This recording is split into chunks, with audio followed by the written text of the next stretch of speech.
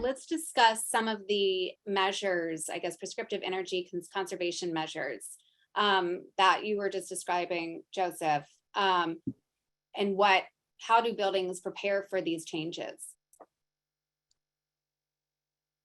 Sure. I think that's a perfect segue into Mike and Jeff. So yeah, we can go right into, how, we are a segue into getting ready, let's say, for what Joseph is identifying as like really the first day of this actual compliance is January 1st, 2024.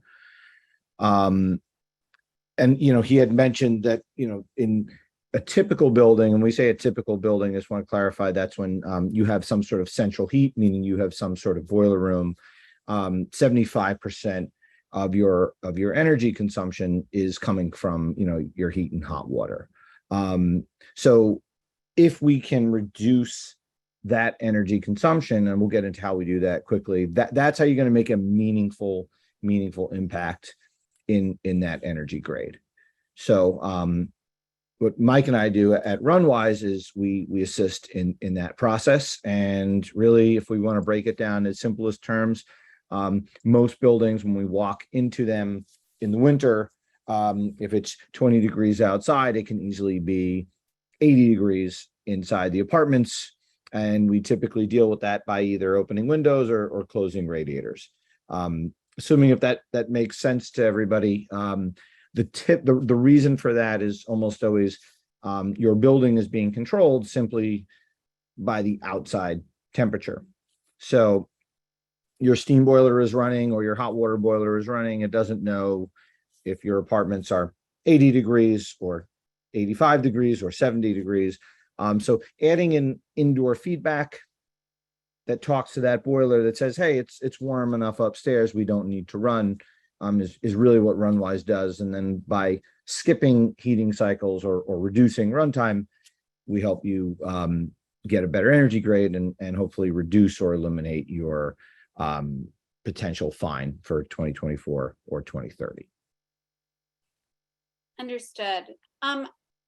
So for buildings that have antiquated heating systems, how do you work with them to, I guess, here we go, perfect segue. What do you do to help yourself in these situations? In buildings with antiquated heating? Well, like an older heating system, it's not updated. It's clearly not going to pass. So, I guess it's one of the things is to replace outdated heating controls. Yeah. The most efficient boiler is one that is not running. So I try and break this business down into real simple things. If you're in a large building, a multifamily building, and you've got a boiler downstairs, the odds of you taking that boiler out and switching every unit to heat pumps or electrifying your building by 2030 it's possible. Don't get me wrong, but it's a massive engineering effort. And there are a lot of challenges. So what we do, it's our, really our common sense model for handling these buildings is get rid of controls that have no idea what the indoor temperature is. By reducing your energy runtime, reducing your fuel consumption, that should give you a quick payback, both in what Joe was talking about as far as like actual therms or gallons of oil. Obviously, fuel prices are at record highs, but then there's also, by reducing that overheating, you can reduce your potential fines come 2025.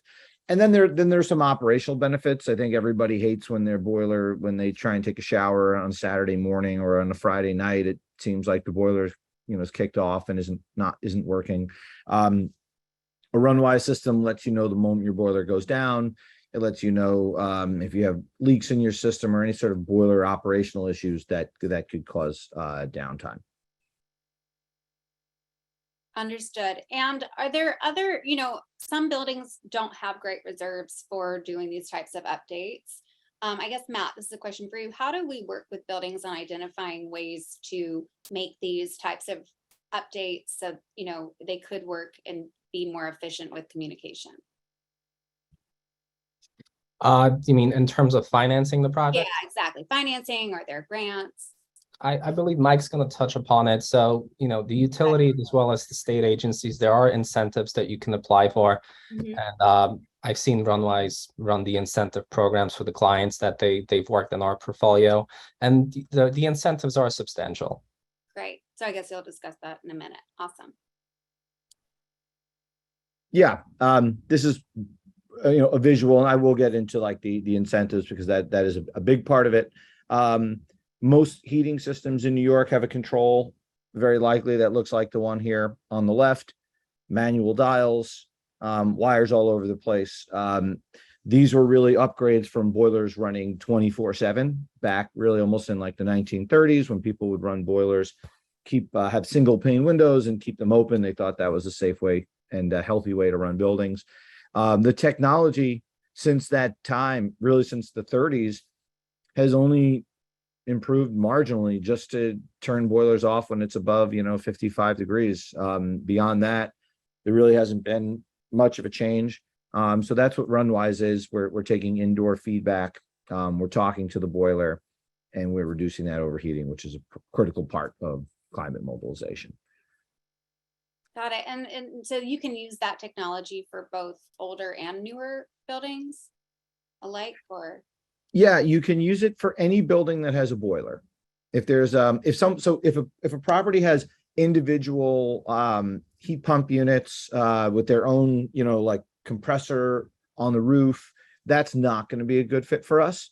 And there are some buildings out there that are like that. But if there is a boiler and there's any sort of central heat in a property, Runwise is a candidate. You need a central boiler in order to qualify for the rebate.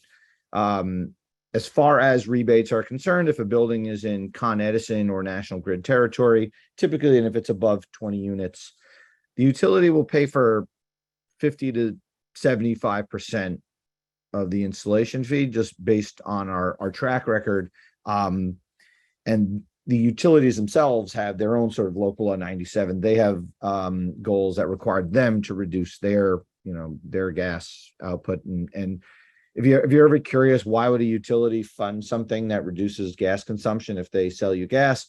The reason is that it's cheaper in many ways for them to give us money to reduce the load on the system than for them to like break up the street and start running new gas lines to buildings. So they reduce the load on their system, which allows them to operate it longer.